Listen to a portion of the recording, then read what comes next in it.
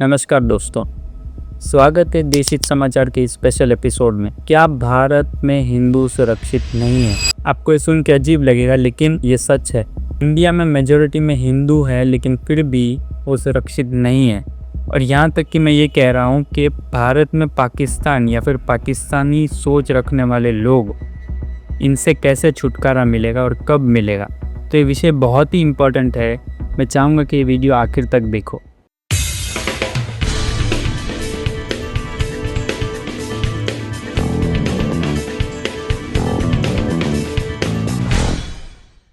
तो जैसा कि आपको पता ही हो कि जम्मू कश्मीर में आतंकवादियों का हमला हुआ, या तो यूँ कहूँ कि हिंदुओं पे हमला हुआ। तो ये कहने में बिल्कुल भी संकोच नहीं होना चाहिए, ना किसी को कोई शक होना चाहिए। लेकिन कुछ लोगों को ये सुन के ऐसा लगेगा कि रिलीजन के बेसिस के ऊपर प्रोपागेंडा फैला रहा, लेकिन सच्चाई छुप नहीं सकती और उसे छुपाया नहीं जा सकता। किस तरह से चुन चुन कर रिलीजन के बेसिस के ऊपर लोगों को मारा गया।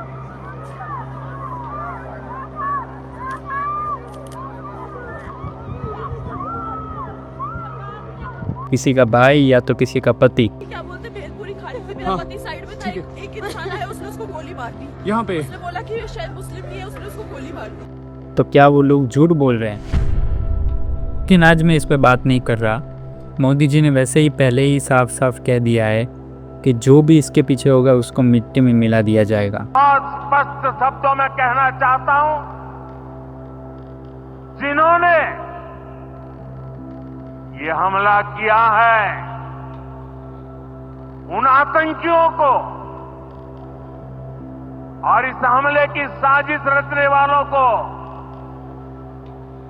उनकी कल्पना से भी बड़ी सजा मिलेगी। जिस तरीके से भारत को इंटरनेशनल सपोर्ट मिल रहा है, अब वो चाहे वो अमेरिका हो, रूस हो, फ्रांस हो, इटली हो, हमारा पूरा सपोर्ट है और भरोसा है इस सरकार पे कि ये बहुत बड़ा कदम अब उठाएगी। लेकिन आज मैं इस पे बात नहीं करूँगा। मेरा टॉपिक है कि क्या भारत में हिंदू सुरक्षित है या नहीं। तो मैं आपको बता दूं, जिस तरह से इंडिया में लोग खड़े हैं टेररिज्म के खिलाफ, और मेजॉरिटी ऑफ लोग ये मानते हैं कि सिर्फ हिंदुओं को टारगेट किया गया, जो कि सही बात है, उसमें कोई शक नहीं होना चाहिए। जो लोग ये नैरेटिव बना रहे हैं कि मुसलमान को भी मारा गया, अनेक शख्स ने हेल्प भी की और लोगों की जान भी बचाई, यहाँ तक कि एक मीडिया का वर्ग उसके घर तक पहुंच गया उसको हीरो बनाने के लिए। और ये मीडिया का वर्ग ये साबित करने की कोशिश कर रहा है कि हिंदुओं पे नहीं, टूरिस्ट पे हमला हुआ है। कुछ लोग ये कह रहे हैं कि ये लोग घाटी में प्रोटेस्ट कर रहे हैं, ये लोग हिंदुओं के साथ खड़े हैं। तो मैं आपको बता दूं, ये सिर्फ एक दिखावा है। ये प्रोटेस्ट करने वाले लोगों को ज़रा भी पड़ी होती तो ये आतंकवादियों को पनाह नहीं देते। ये ऐसा नहीं है कि वो बॉर्डर पार करके आ गए 1-2 दिन में और काम करके चले गए। वो आए 1 महीना, 2 महीना, 5 महीना यहाँ पे रुके, तो कहाँ पे रुके होंगे? उनको ग्राउंड सपोर्ट मिल रहा था। आप उनके बयान सुनोगे तो आपको पता चलेगा। वो कह रहे हैं कि हमारे व्यापार पे हमला किया गया है और हमारे पेट पे लात मारी गई है। इससे तो टोटल लॉस हो गए, हम भी लॉस, मतलब इसमें हमारा जो रोजगार चलता था अब बिल्कुल भी नहीं होगा। हम भी मतलब अब गुर्बत में आ जाएंगे। ये लोग तब कहाँ थे जब कश्मीरी हिंदुओं को और कश्मीरी पंडितों को वहाँ से भगाया जा रहा था। ये लोग वही लोग हैं जो भारत की आर्मियों पर पत्थर फेंकते हैं।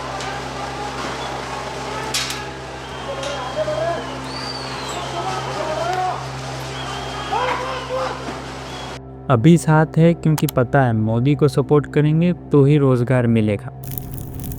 ये तो बात हुई हमले की। मैं तो ये जानना चाहता हूँ कि उससे 1 हफ्ते पहले जब वेस्ट बंगाल में हिंदुओं के घर को मार कर करके लूटा गया, जो कि काट के हम लोग का खून बहा देगा, ऐसे छाप दिया है।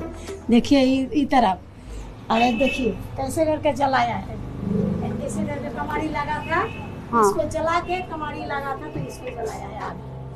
बोलिए कैसे जिएंगे हम लोग को पाकिस्तान कर देगा, बांग्लादेश बना देगा, तो हम लोग तो जी सकेंगे यहाँ में। पर बाप और बेटे को चाकू घोप के मार डाला। तब उसमें वेस्ट बंगाल की सीएम ये कहती है कि इसके पीछे बीजेपी और बीएसएफ का हाथ है। It's a pre-planned communal riots, if I say so. Same भाषा आज के दिन में पाकिस्तानी यूज़ कर रहे हैं और बोल रहे हैं कि मोदी ने जानबूझ के कराया ताकि दंगे हो। अब ये देखिए कि वेस्ट बंगाल के हिंदुओं को अपने घर से प्लान करके जाना पड़ा। और उसमें टीएमसी के नेता ये कहते हैं कि प्लान करके जा तो वेस्ट बंगाल में ही रहे ना, और वेस्ट बंगाल से बाहर तो जा नहीं रहे। और आप उससे 1-2 हफ्ते पहले आ जाइए। याद करिए नागपुर में हिंसा होती है, वहाँ पे हिंदुओं की दुकानों के नाम पढ़ के उनको तोड़ा गया। गाड़ियों में स्टिकर या फिर मूर्ति देखकर गाड़ियों को भी तोड़ा गया। उससे 1-2 हफ्ते पहले आ जाइए। जब इंडिया चैंपियंस ट्रॉफी जीतती है तब तेलंगाना और इसके जैसी कई स्टेट में विजय जुलूस निकलता है, तब वहाँ पे भी हिंसा होती है। क्यों? सिर्फ इसलिए क्योंकि इंडिया जीत गई। Why did cops have to chase down cricket fans? Why did cops have to lathi charge them? Because if Team India wins, it is only natural for fans to come out and celebrate, and this happens across cities in the country. उससे पहले आ जाइए जहाँ संभल में हिंसा होती है और police के ऊपर पत्थरों से हमला किया जाता है। तो आतंकवादियों ने हमला किया, उसके बाद लोग जाग रहे। लेकिन जब भारत के अंदर वही चीज़ होती है तब उसे सेक्युलरिज्म का नाम दे दिया जाता है। इसमें भी आतंकवादियों ने हमला किया है, वो हिंदुओं को चुन चुन के मारा गया है, और उसका भी नैरेटिव बनाने की कोशिश की जा रही है कि नहीं, सिर्फ हिंदुओं को नहीं मारा गया है, तुम प्रोपेगेंडा बना रहे हो। ये सब मैं आप लोगों को इसलिए समझाने की कोशिश कर रहा हूँ कि देखिए, हमारी जंग पाकिस्तान के साथ तो है ही, लेकिन भारत में जो पाकिस्तान है उनके साथ भी है। और आप निश्चिंत रहिए, भारत में जो दंगे हो रहे हैं उनको ये डिफेंड करते आ रहे हैं और करते रहेंगे।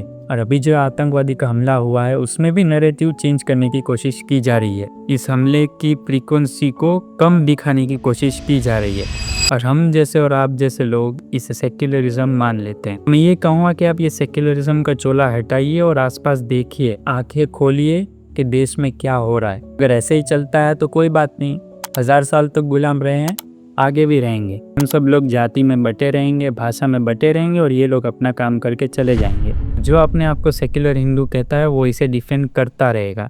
तो जागिए। इस समय पर एक फिल्म का डायलॉग याद आता है, पूरी कायनात की बात है, इसलिए जो सर तुमने मिट्टी में दसा रखा है ना, शुतुरमुर्ग की तरह उसे बाहर निकालो और देखो, विवेक का इस्तेमाल करो, समझ जाओगे। तो आप भी शुतुरमुर्ग मत बनिए और अपने आसपास देखिए कि क्या चल रहा है। तो उम्मीद है इस वीडियो से आपको कुछ पता चला होगा।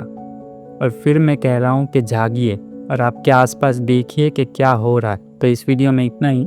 जय हिंद, वंदे मातरम।